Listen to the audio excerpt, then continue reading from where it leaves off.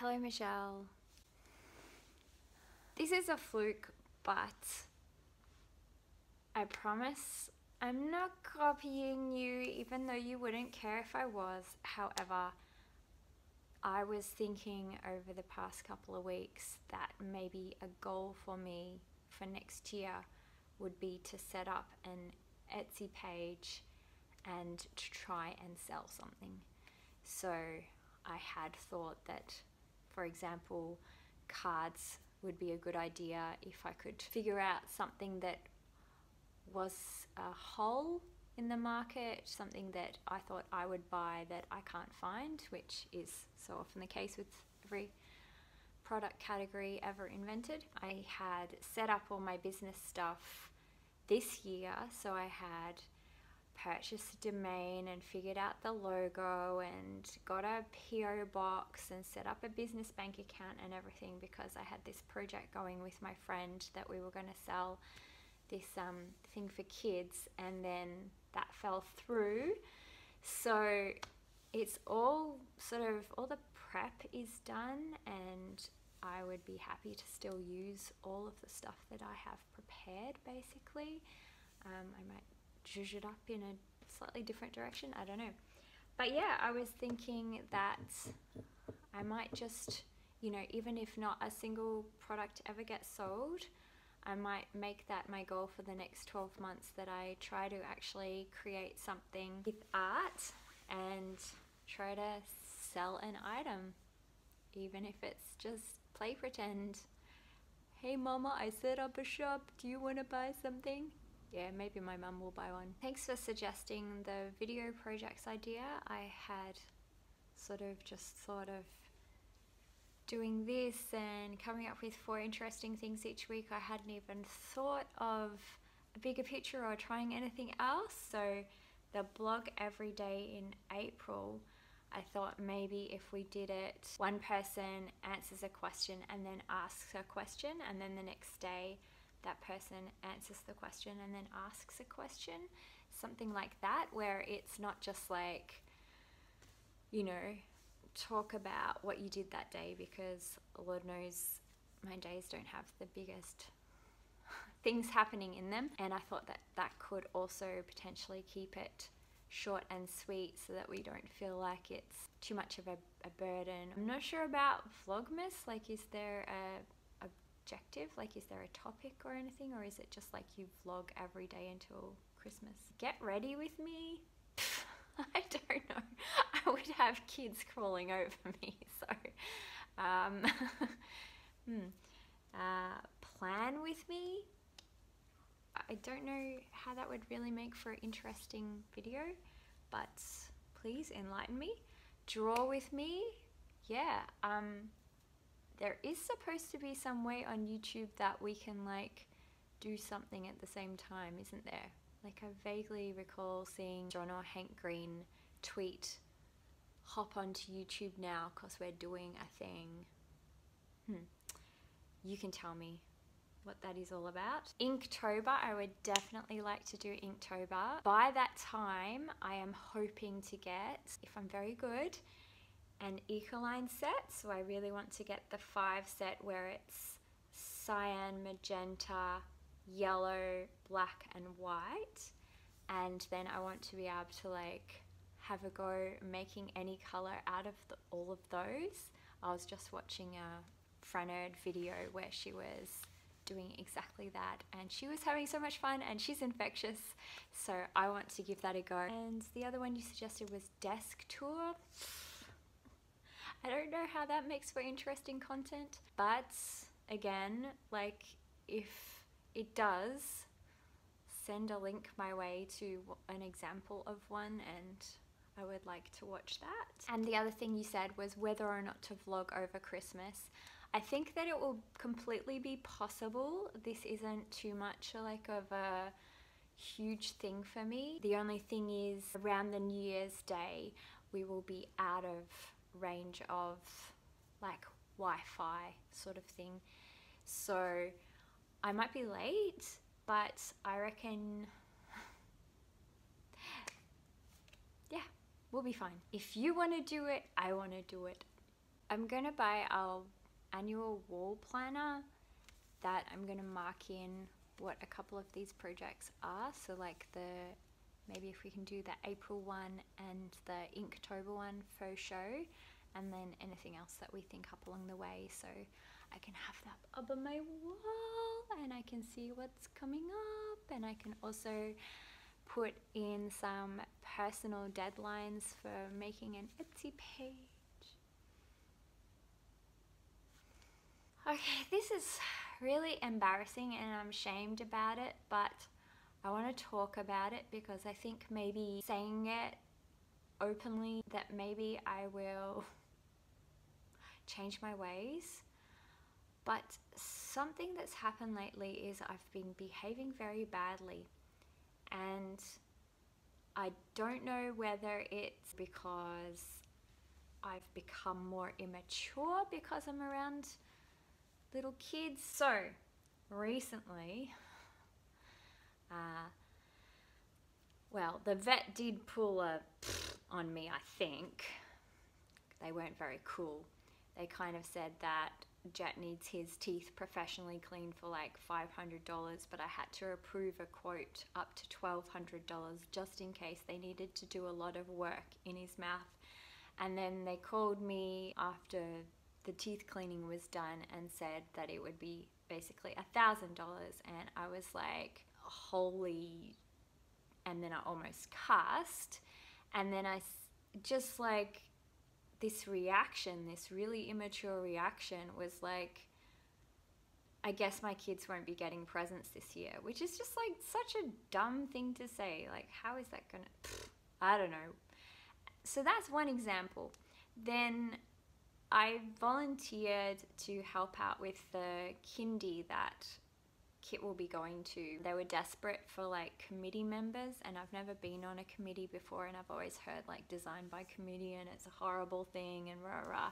But I was just like, it's a commitment of a couple of hours like to go to the meeting each month, and I was like, how hard can it be? And the people who were giving up their places because they're moving on from the kindy gave the lowdown on what their role entailed, and the person I'm taking over from, she just seemed really like me in the way that she was like, if you're really nerdy and you like looking at things on a computer, then this is a good role for you. And I was like, yeah, okay, I'll do that one. I went to the first committee meeting, and it's just to kind of meet and have a bit of a handover and see what the meeting is like.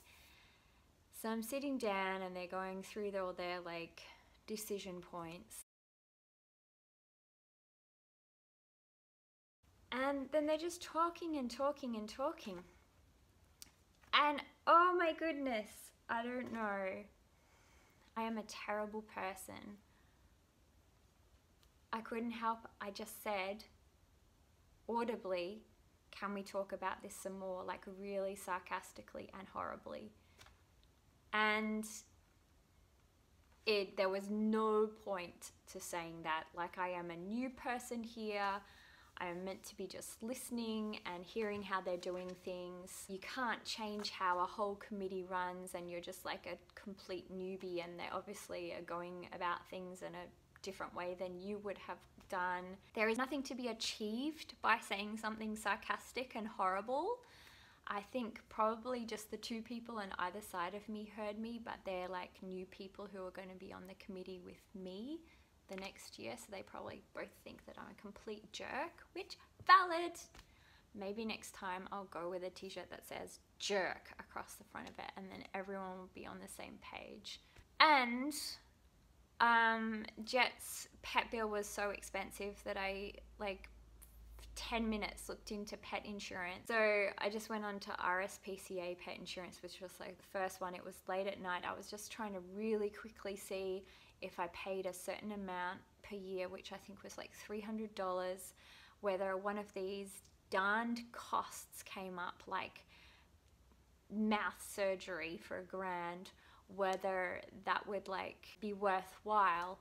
And I couldn't figure it out because of course they didn't list their inclusions and exclusions, because insurance companies, And then as part of the form, like before you see the results, of course you have to put in your name and your email address and your telephone number. And it briefly crossed my mind, put in a wrong telephone number because they're going to give you a call. And then I was like, really, are they? Like, just for filling out this form? I knew that they would. Why did I think that they wouldn't? It gets to the next page. I can't see any of the inclusions and exclusions. I'm like, I hate you. Close my computer, go to bed. The next morning, I'm getting ready, My phone rings. Hi there, it's RSPCA Pet Insurance. I'm like, really? I fill out a form and you give me a call? And I was just like, so rude. And they say, oh, this is just a courtesy call. I'm like, don't even say this is a courtesy call. You know you're being annoying and you know nobody wants this. Anyway, I could have kept them on the phone and said, what are the inclusions? What are the exclusions? If this scenario happened with my dog, would you cover that? But, you know, I feel like they would have kept me on the phone for such a long time and I would have been even more furious and probably said even more horrible things. And then we're at the local Christmas show thing at a park. They do carols and whatever. And I go to get Kit and Sky a fairy floss. You know, Kit saw them being made and was like, amazing, what is that magic? And I was like, it is pretty magic. I do love fairy floss, let's get one.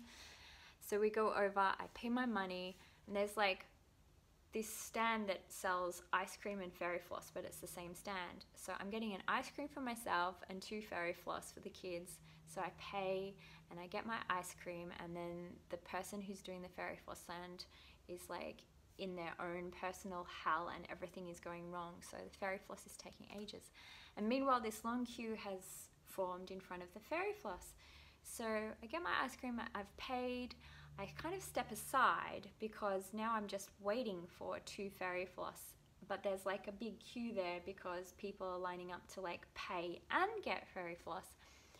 And I was kind of also in a daze because Kid had stolen my ice cream and I'm trying to make sure that he doesn't like just drop it, and I don't really know where I'm supposed to be standing, and the person who's doing the fairy floss is having such a hell time that I'm wondering if another fairy floss will ever be made. And the woman behind me says really loudly, ugh, and people are cutting into the queue. And I just turned around, I was like, excuse me, I paid for some fairy floss, I'm just waiting for it. And she's like, no, they told me to wait here and you're supposed to pay in this queue for the fairy floss and just calm down, like this. And I was like, oh my goodness, did you just say that? Did you just say, just calm down to me? I got back to the picnic rug and I told James what had happened. He was like, so what did she say after you had butted her? Valid.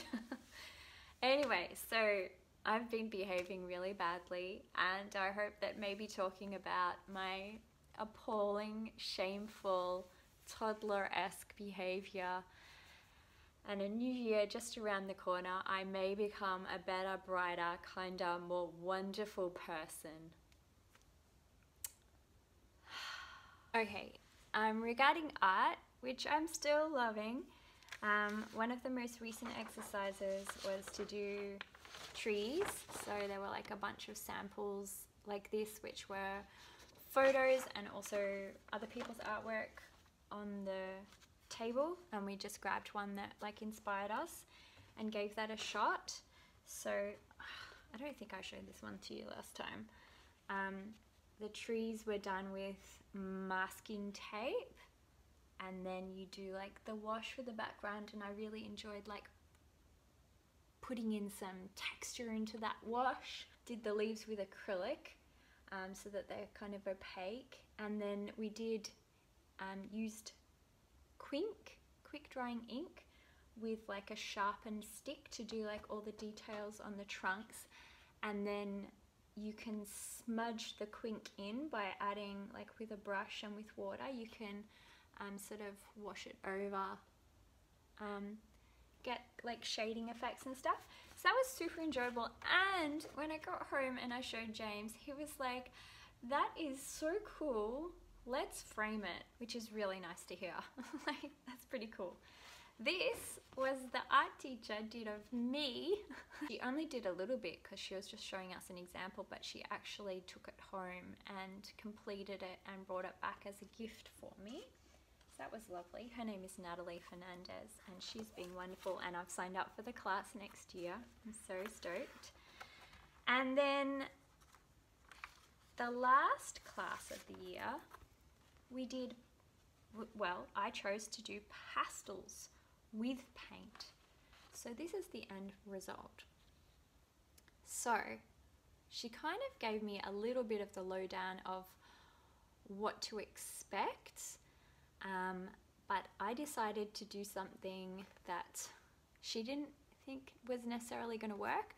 I did oil pastels all over the background and then smudged them in with my finger, and she was not sure that paint would stick.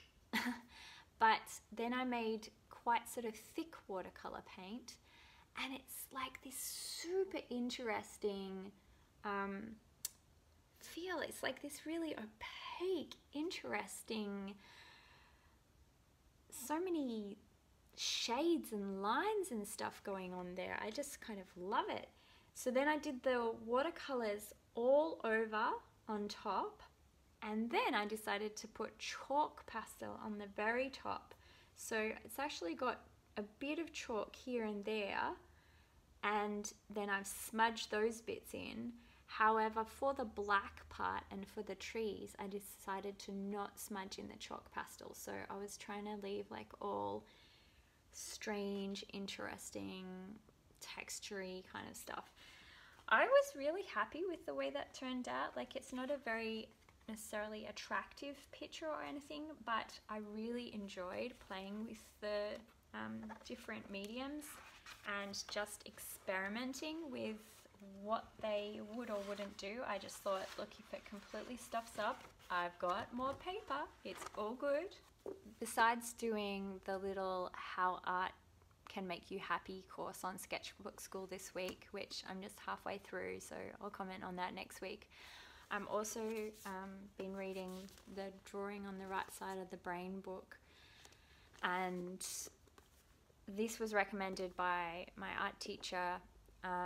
She said that one of her classes that she takes is all based on this book, like the exercises in this book. She said this is the best for learning how to draw, and my dad had it, so I borrowed it from him.